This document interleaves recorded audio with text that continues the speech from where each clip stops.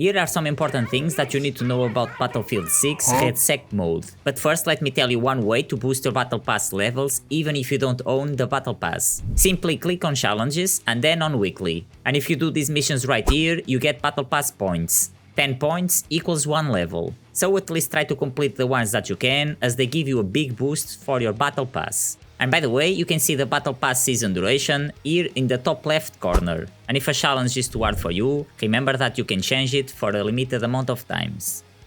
Now let's begin with the REDSEC tips. The police vans are granted to give you a weapon, usually a shotgun, ammo, armor plates, and throwables.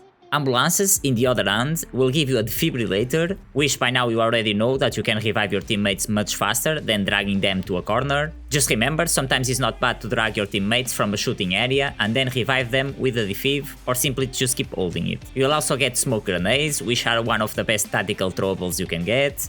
The demolition vans will give you anti-vehicle stuff, and you can open all of them from the back, and as you see, this can be one of the good ways to get armor plates throughout the game. So if you need plates, you know where to find some. As an extra type of lootable, the Engineer class can open these safes spread across the map, using their repair tool. And inside these safes, they can get engineer related stuff, like rocket launchers, for example. While you are playing, you'll be notified via radio voice and your UI that you have missions available to do. Your mission should be available, so get a move on. And please do not underestimate these missions. So whenever you are notified, make sure to open your map and then pick a mission from a specific selection, and when a mission is accepted, it will automatically be active for your whole squad.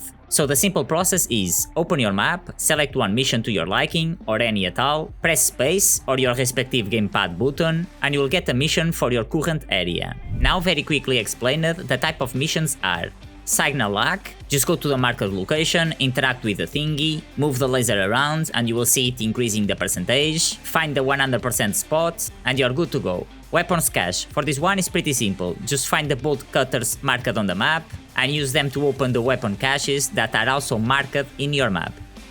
Wreckage, find a bomb that is marked in the map and use it to demolish a marked target. Keep in mind that other teams can come to defuse the bomb, so you will basically need to defend the bomb until it explodes, and when it explodes, you'll get your reward. Decryption, there are 2 locations marked in the map, where you will need to pick up items in each location, and once you pick up the item, it will start decrypting, and the slower you move, the faster it decrypts. So if you stand still, the faster it goes. Evasion, for this one, you or one of your teammates will be marked in the map for nearby squads to see. And to win this mission, you will need to destroy enemy surveillance systems marked in an area around you as quickly as possible, so you vanish from the radars. High value assets. For this one, just stand in the market areas like you are capturing a point. Easy peasy. Data extraction. For this one, you need to grab a data item from a location and bring it to an extraction point, where a drone will come and take it away. Just keep in mind that other players can kill you and steal your data and do the mission themselves. Marked and Headhunter. This will mark someone from a random enemy team in the map, and if you kill the target within the time limit, you win the reward. A note for this one, the tracked enemy will be able to see if you are close or far from him. Tank Hunter. You'll be giving anti-vehicle gear to take down an armored vehicle marked in the map. If you manage to somehow steal the tank, it also counts as mission completed. Now, after you complete these missions, you'll receive your rewards via airdrops, or they will lead you to a safe/lootable crate.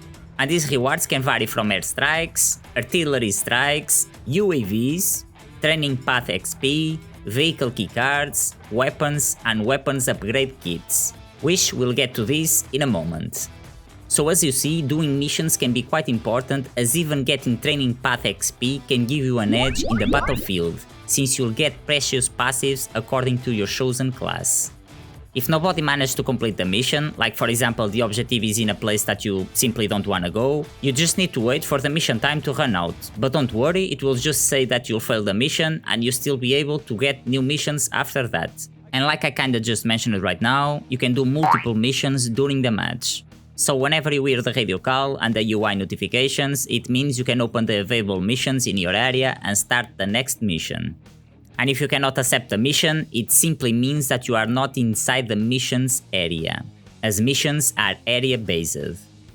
Intel suitcases, what they do and how can you obtain them. One of the ways to obtain the intel is by completing missions, as some missions will give you an intel suitcase as a reward, and the other way of obtaining intel is by finding them spread across the map. And when you are close to one of them, if you pay attention, they will make a constant noise. Now, once you pick them up, you will instantly gain 500 training path experience. And this experience is useful as it makes your class level grow instantly on spot. By class levels, I mean the passives that you get from your training path, and each class gets 3 different passives and their last passive is equal to each other. So do not underestimate these passives as they can be extremely helpful. And the other important thing that Intel does is that sometimes, not always, it will give you an option to get a high priority mission, such as intercept missions. These missions can be very hard to complete as it will depend on how fast the opposing squad that you are trying to intercept will complete their mission. This type of missions are PvP guaranteed, and since they are intercept missions, this is why sometimes you get these missions and sometimes you don't. Because it will depend if you have people in your area doing missions that you can intercept or not. But that's just an extra. The raw training path experience is quite a nice boost already. If you find ammo airdrops and you currently have a smoke screen or an airstrike or something, quickly swap to ammo drop and throw it nearby you or your squad, and go back to grab your smoke screen or airstrikes, etc. As making sure that you and your squad have bullets is very important, especially at early stages of the game. You can also apply this example for air and artillery strikes too, as if you are already carrying one of these and you find another one, before you leave that area, and to not take the risk of someone grabbing it, you can use one of the airstrikes if you spot a player in the map and grab the other one to bring it with you, or if you don't see anyone, just play with luck and send it somewhere random in the map, maybe you will get lucky. The player who opens the orange box will get loot related to his chosen class. This means if you are a support, you can basically have the chance to get a defiv out of these boxes. You also get the class specific weapon upgrade kits, weapons related to that class, etc. So it can always be nice to have at least one support in your team to make sure your team gets some defibs. And of course you can loot it from other players or find them with a lower chance across the map.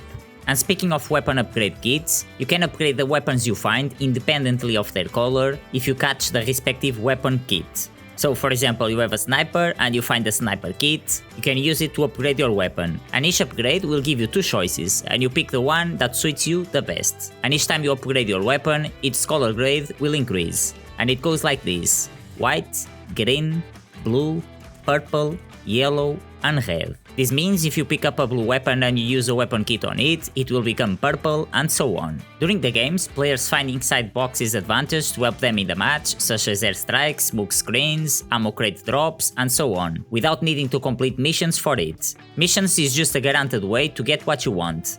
But the game itself will also provide players with random airdrops around the map, which will contain gear that will help you win the match, like your custom weapon loadouts and anti-vehicle crates, which can literally help save your day if you are in a sticky situation facing a freaking tank or a chopper. Speaking of tanks, they are an intimidating presence through the whole game, be it in an early or mid stage or even in late game. They are always a threat, so try to make sure that you or someone from your team has something to fight off tanks, else you are gonna be useless and will need to wait for anti-vehicle airdrops to have a chance of doing something. These tanks can be found inside special trucks across the map and they will require you to have a vehicle keycard. And again, you can get this tank keycard from doing certain missions. Just keep in mind for this one, when you use your keycard to open the door where the tank is, it will take some time to open the door, and the door will also make a lot of noise, warning players nearby. Just a quick reminder about airdrops, they are there to help you win the match, but at the same time they are there to kill you, as you might not be the only team going for them, and some teams can literally be camping them for some easy kills. So always be aware.